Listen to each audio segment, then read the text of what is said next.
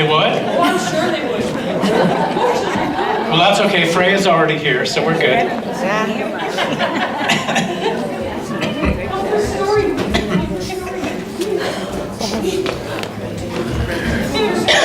Hi, Max. Rachel. So I need you to sit on the steps there, because I need this space to put the story out.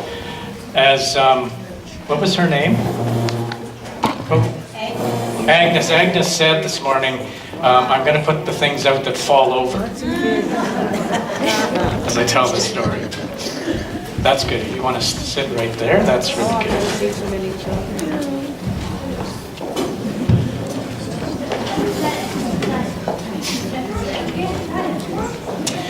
So for those of you that are here for the first time hearing a story, there's some things that come out of this box almost every week, and they become familiar. And the first one is this. And someone can tell us, okay, I need a bit more space. Can you just go down on the step there? And this is called the Holy Land. This is called the land, the dry land, where Jesus was born and lived and taught people about love, taught people about God. And are you okay? Can everybody kind of see now? If everybody stays still, then everyone else will be able to see, because you can look between. Now, last week, there were a few of you here, and I told a story about a big city called Jerusalem, remember? And in that story, there were two parades. There was a parade of Jesus with a few of his followers that came in, and he came in on a little donkey. And there was another parade of Pilate with a whole army of soldiers. And that happened a week ago.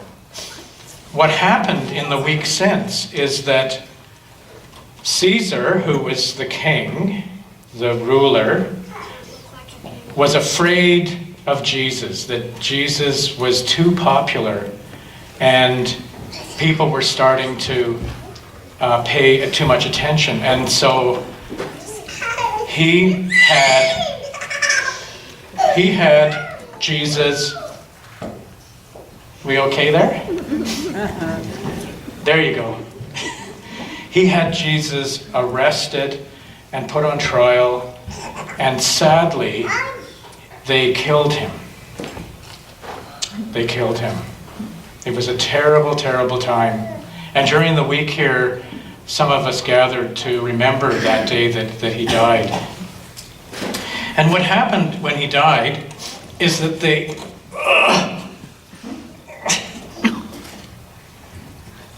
took his body and they put it in a tomb outside of Jerusalem, and a big stone was rolled in front of it. And that's where everyone figured that he would be left. I need those, okay?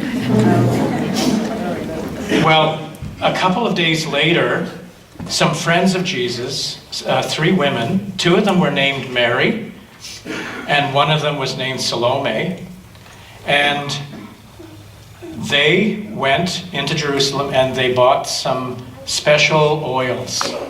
And the reason they did that was because what you did when someone died is you would put the oil on their body to make it smell really nice. And so they bought these oils and spices, and they were heading towards the tomb, and they're thinking as they were walking, how are we going to move the stone? That big heavy stone, there's no way we'll be able to move that. And as they came around the corner, they saw that the stone had already been moved. And they went over, and they were a little afraid to look in. And all of a sudden, this young man appeared in a dazzling white robe. And he said to them, Don't be afraid. Don't be afraid. You're looking for Jesus. You're looking for Jesus, and he's not here anymore. And the women were stunned, and they were going, oh, where could he have gone? I mean, he was put in this tomb and the stone was put over it. And the young man said to them, go and tell all of his friends, all of his followers, tell all of his family that you have to go back to Galilee. That was a little town, a little area far, far away where Jesus was born in Nazareth. You need to go back there and you'll meet Jesus there. Well, these women didn't know what to think, and they were still so afraid that they ran away and hid. And they didn't tell anyone what had happened. I wonder how those women felt when they discovered that Jesus' body was gone. I wonder how they felt. What do you think, Hannah? It's impossible? Yeah. I wonder who the young man was that was all dressed in white. An angel? Or Jesus. Or Jesus? Jesus in disguise? I wonder how it would feel to be so afraid that you couldn't speak. I wonder how that would feel. Really scared. Yeah. You wouldn't be scared?